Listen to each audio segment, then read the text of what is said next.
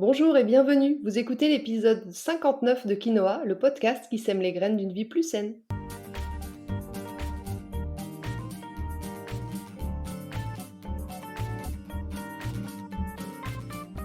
Je suis Julie Coignet, naturopathe spécialisée dans les troubles digestifs et les maladies inflammatoires. J'accompagne aussi les femmes enceintes, les enfants et toutes les personnes qui veulent retrouver naturellement la forme et la santé. Ma mission à travers ce podcast est de vous aider à adopter de nouvelles habitudes de vie plus saines et équilibrées. Chaque semaine, le jeudi, je vous propose de parler bien-être, forme et santé naturelle de façon simple et positive pour vous aider à reprendre votre santé en main. Dans ce 59e épisode de Quinoa, je m'adresse tout spécifiquement aux femmes et plus particulièrement aux femmes enceintes puisque nous allons parler du postpartum que l'on appelle aussi parfois le 4e trimestre de grossesse. Quels sont les enjeux santé de cette période et comment le préparer au mieux? Je vous explique tout ça dans cet épisode. Mais avant d'entrer dans le vif du sujet, comme chaque semaine, j'aimerais remercier sincèrement celles et ceux qui prennent quelques minutes de leur temps pour me laisser 5 étoiles et un petit commentaire sur iTunes. J'ai vraiment besoin de votre soutien pour poursuivre le podcast. C'est rapide pour vous si vous écoutez déjà sur iTunes, mais c'est aussi possible si vous écoutez Quinoa sur une autre plateforme. Il vous suffit juste d'ouvrir iTunes depuis votre ordinateur, de rechercher Quinoa, puis de laisser 5 étoiles et un petit commentaire. Ça permet à mon podcast, à votre podcast, de perdurer, de gagner en visibilité et de voyager toujours plus loin. Un merci tout particulier cette semaine à Bucola qui dit « À écouter sans modération. Tant sur la forme que sur le fond, ce podcast est un bijou. Bien construit, avec une intonation agréable et souriante, Julie délivre de nombreux et précieux conseils sans jugement ni injonction. Les explications y sont claires, on apprend et on découvre beaucoup sur la naturopathie, ses bienfaits et les gestes à adopter pour un mode de vie plus sain en toute simplicité. Je recommande vivement. Merci beaucoup Bucola. Ton retour conforte ma mission avec ce podcast. Allez, sur ces belles paroles, c'est parti pour l'épisode du jour. Il y a 2 ans, en plein confinement, j'ai suivi une formation pour approfondir mes connaissances sur la naturopathie dédiée à la femme enceinte et au postpartum. Et celui dont on parle un peu plus, mais encore trop peu selon moi, c'est justement le postpartum, qu'on appelle aussi le 4e trimestre de grossesse. En tant que femme, nous sommes souvent assez bien informés sur les différentes étapes de la grossesse, les maux de chaque trimestre, nous sommes encadrés, nous sommes chouchoutés, puis on roule, parfois dans tous les sens du terme, jusqu'à l'accouchement et après. Et bien après, c'est souvent le néant. Qu'en est-il du post-accouchement? Une fois que l'enfant est né, toute l'attention se porte sur lui et la jeune maman est encore trop souvent mise de côté au profit d'une attention toute particulière et unique envers le bébé. Et quand on entend parler de postpartum, c'est trop souvent associé à la fameuse dépression postpartum, rien de plus, alors que c'est pas ça le postpartum. J'accompagne beaucoup de femmes enceintes, mois après mois, et je réalise encore trop souvent qu'une fois qu'on a parlé de l'accouchement, les futures mamans n'ont plus de questions les concernant. Alors que le rendez-vous que je préconise vivement, même si ce doit être le seul, c'est justement celui qui prépare à l'après-grossesse. Nous parlons de l'accouchement bien sûr, mais aussi de comment préparer au mieux l'après, comment organiser une bonne récupération pour maman, comment anticiper ce qui peut l'être. En bref, comment gérer le tsunami auquel on ne s'attend pas forcément. C'est donc pour vous dire qu'il faut préparer son postpartum pour que cette période soit jolie et pas forcément associée à la fameuse dépression, que j'ai eu envie d'en faire un épisode de podcast pour que vous puissiez bien vivre cette période de l'après, sereinement et naturellement. Dans cet épisode, on va envisager les grandes lignes, mais n'hésitez pas à me contacter pour personnaliser votre propre projet postpartum à l'occasion d'un rendez-vous. Enfin, avant d'entrer dans le vif du sujet, j'aimerais vous dire que cet article est largement inspiré par ma formation spécifique, mais aussi par le superbe livre de Julia Simon, la référence sur le sujet, qui s'intitule Bien vivre le 4e trimestre au naturel. Donc vous l'avez compris, le postpartum, c'est en fait le nom qu'on donne à la période qui suit l'accouchement. C'est pas parce que vous êtes libéré, délivré, que la vie reprend comme par magie son cours. Le postpartum, c'est une période particulière, de grande fatigue, pendant laquelle les émotions sont plus ou moins exacerbées, les hormones complètement chamboulées. Bref, c'est une phase de récupération aussi bien physique que psychologique qu'il faut absolument pas négliger.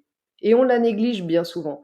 On la néglige parce qu'on est sous l'eau, parce que bébé demande toute notre attention, c'est un fait, mais aussi et surtout parce qu'on n'est pas assez préparé. Cette période post-accouchement sera plus ou moins longue selon les cas. On parle de 2 ans pour se remettre de ses émotions et au moins de 9 mois pour retrouver un corps à peu près comme avant. Mais en vrai, la durée du postpartum n'est pas la même dans la tête de tout le monde. La durée officielle, selon les sages-femmes, serait de 42 jours. Pour d'autres, elle correspond à la durée entre l'accouchement et le retour de couche. Personnellement, j'aime à penser que la durée est unique pour chaque femme, mais j'aime aussi m'inspirer de la sagesse des anciens qui parlent du temps sacré des 40 jours après l'accouchement. Quoi qu'il en soit, chacune d'entre vous va le vivre à sa façon. Il est donc très difficile de donner une durée précise à cette période post-accouchement. Mais une chose est sûre, c'est que le maître mot de cette nouvelle phase de vie, c'est la patience. Notez bien ça, mesdames. Vous avez été patiente 9 mois avant de découvrir la jolie frimousse de votre petit cœur. Soyez-le encore un petit peu avant de reprendre une vie trop active. Pour la maman, l'objectif de cette période sacrée, c'est vraiment de tout mettre en œuvre pour récupérer physiquement, mais aussi psychologiquement, se revitaliser et soutenir sa force vitale. Et si ça paraît simple dit comme ça, c'est quand même un vrai défi le jour venu. Selon certains grands sages, les 40 jours après la naissance sont une période d'hibernation, même en été, une période de guérison et de construction pour maman et bébé. Cette période donnerait au bébé les fondations de sa sécurité intérieure et de sa confiance en lui pour toute la vie. En Chine, par exemple, la tradition consiste à rester au chaud, allongé pendant 40 jours pour retrouver une bonne circulation énergétique. En Corée, les jeunes mamans ne sortent pas de chez elles pendant les 3 premières semaines après l'accouchement. Pendant cette période, elles se régénèrent en buvant par exemple des soupes à base d'algues. On dit même que les femmes plus âgées font la chasse aux jeunes mamans qui se promènent dans la rue. Au Japon aussi, le fait de rester allongé est essentiel et les femmes sont soutenues dès l'hôpital par les infirmières. Au Sénégal, l'important est mis sur l'alimentation à base de soupe, de bouillon ou encore de bouillie au millet pour aider la cicatrisation et le nettoyage du corps. Les massages font aussi partie du processus de rétablissement, quotidiennement pendant les 7 jours consécutifs à l'accouchement, pour limiter les courbatures et aider le corps à retrouver son équilibre. Au Mexique, il y a aussi un focus sur les 40 jours postpartum pendant lesquels on se concentre sur son bébé et sa propre récupération. Bref, vous l'aurez compris, dans chacune de ces cultures, il y a toujours un temps dédié aux soins de la maman, à sa récupération, aidée par sa famille ou par des tiers. En France, vous ne me contredirez pas, je pense, la considération apportée à la jeune maman est bien différente, celle-ci étant souvent un peu sacrifiée, n'ayons pas peur des mots, au profit de bébé. Alors bien sûr, je ne dis pas qu'il faut négliger bébé pour prendre soin de soi, on est bien d'accord, hein. Ce que je dis, c'est plutôt qu'il faut préparer cette période pour mettre toutes les chances de notre côté de réussir à concilier les soins au bébé et le soin de nous. Parce que comme je le disais plus haut, les enjeux sont hyper importants. Votre corps a besoin de récupérer. Quelqu'un m'a dit un jour que pour un acte médical équivalent à l'impact sur le corps qu'est l'accouchement, il faudrait au moins 1 mois de convalescence à l'hôpital pour s'en remettre. Donc c'est pas rien. Votre corps a donné de sa personne pendant 9 mois, puis intensément le jour de l'accouchement. Donc c'est pas anodin. Vous avez tout donné à votre enfant, donc il faut maintenant réparer, recharger, reminéraliser votre corps tout en étant bienveillante avec votre esprit. Bien sûr, vous pouvez aussi faire comme Rachida Dati et reprendre votre vie à 100 à l'heure dès le retour de la maternité, mais sachez qu'il y a de fortes chances pour que vous subissiez un effet rebond physique ou d'épuisement mental quelques mois, voire parfois plus d'1 an après. Alors pour éviter tout ça, voici 5 pistes tirées du livre de Julia Simon. Elle parle des 5 C du postpartum, c'est-à-dire 5 principes essentiels à respecter pendant toute cette période. Le premier, c'est la chaleur. Comme dans les cultures traditionnelles dont je vous ai parlé plus haut, qui favorisent l'alimentation chaude, les enveloppements ou autres, nous avons besoin de chaleur après l'accouchement. Vous perdez beaucoup de sang pendant l'accouchement, puis encore après, pendant quelques temps, et cette perte d'énergie cumulée au vide de l'utérus, provoquée par la naissance, entraîne ce que la médecine chinoise appelle un froid. Ce froid, il va donc falloir le compenser avec de la chaleur à tous les niveaux, que ce soit physiquement, en restant au chaud, en vous couvrant de couvertures, de bouillottes ou autres, ou au niveau nutritionnel, en favorisant les plats chauds et mijotés, et même en été. C'est la règle la plus importante après avoir accouché. Dans toutes les civilisations, la chaleur a toujours fait partie des premiers soins pour la jeune maman. Le deuxième C, c'est pour le calme. Ok, vous êtes heureuse d'avoir accouché. Ok, votre conjoint, vos amis et votre famille le sont aussi. Mais même si c'est effectivement un événement très heureux qu'on a tous très envie de fêter, vous avez besoin de calme. L'accouchement, c'est un énorme moment de stress pour le corps. C'est l'équivalent d'un marathon. Et votre système nerveux est mis à rude épreuve les premiers mois. Donc le calme est indispensable pour vous ressourcer et vous recharger. C'est malheureusement pas tout de suite le moment d'enchaîner les visites ou les festivités, mais c'est plutôt celui du repos pour le corps et de la création des premiers liens avec bébé. Le troisième C, c'est la communauté. Alors ça, Ça peut paraître contradictoire avec ce qu'on vient de dire, mais en fait pas du tout. Quand on parle de communauté ici, on parle plutôt de personnes bienveillantes et proches sur qui vous pourrez compter pour vous aider et soulager votre quotidien. Pas celles qui viennent juste boire une coupette et qui restent des heures à vous tenir la jambe et vous laissent complètement vider. Dans de nombreuses cultures, la jeune mère reste à se reposer avec son bébé pendant environ 6 semaines sans rien faire, accompagnée par une femme qui l'aide et qui la sert. Il faut adapter ça à votre vie, mais il faut déjà en avoir conscience et arrêter de penser qu'on va pouvoir tout gérer toute seule sans s'épuiser. Vous êtes des super warriors, je n'en doute absolument pas, mais gardez quand même qu'en étant soutenu pendant cette période, vous récupérerez beaucoup plus rapidement. C'est donc aussi quelque chose qui s'anticipe et se prépare pour ne pas être dépourvu le jour venu. Et du coup, ça fait la liaison avec le quatrième C, qui est la communication. Oui, parce que pour recevoir de l'aide et du soutien, eh bien la première chose à faire, c'est qu'il faut oser le demander. Je remarque souvent en consultation que ce point est particulièrement compliqué pour vous. Vous avez toujours géré seul, alors pourquoi ça changerait? Et puis on vous a peut-être aussi élevé en vous disant d'être indépendante, pour être forte. Du coup, vous ne savez pas demander de l'aide. Et je sais de quoi je parle parce que j'ai longtemps été dans ce cas. Besoin de personne, indépendante, femme forte, mais tout ça, c'est que des foutaises. Excusez-moi l'expression, mais à quoi ça rime en fait? Bref, on ne va pas épiloguer sur le sujet, mais posez-vous quand même la question. De quoi avez-vous peur en demandant de l'aide? Est-ce que c'est vraiment justifié? Quel que soit votre cheminement, dites-vous bien une chose, si vous n'exprimez pas vos ressentis, votre entourage ne peut pas les deviner. C'est à vous de dire que vous voulez moins de visites par exemple, ou que vous avez besoin de soutien pour telle ou telle tâche que vous preniez en charge avant.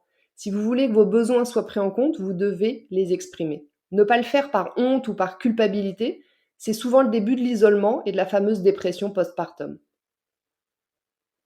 Et puis enfin, finissons avec un peu de douceur, puisque le cinquième C, c'est pour les câlins. On le fait, on le sait pour bébé. D'ailleurs, on use et on abuse quand on le peut du fameux pot à pot. Mais on l'oublie trop souvent pour la maman, alors qu'elle en a tout autant besoin. C'est important pour son équilibre hormonal et c'est aussi une très grande source d'apaisement. Le projet postpartum que je propose de co-créer ensemble lorsque vous venez me voir reprend bien sûr ces différents points que nous détaillons et adaptons concrètement à vos besoins selon votre mode de vie et vos contraintes. Idéalement, je trouve que faire le point sur tout ça, ça s'anticipe au cours du 8e mois de grossesse pour avoir le temps de réfléchir puis de mettre en œuvre son projet postpartum. Différents moments composent ce projet et des questions sont à se poser en amont pour définir comment on veut vivre le temps à la maternité, le retour à la maison, les soins de bébé, son alimentation. Il y a parfois des choix à faire qu'il vaut mieux avoir pris le temps de réfléchir avant plutôt que de le regretter après. Vous devrez aussi prévoir votre alimentation post-accouchement. Vous aurez besoin, comme je l'ai dit plus haut, de plats cuisinés, mijotés, chauds et réconfortants. Et il y a peu de chances pour que vous ayez le temps de préparer tout ça une fois que bébé sera là.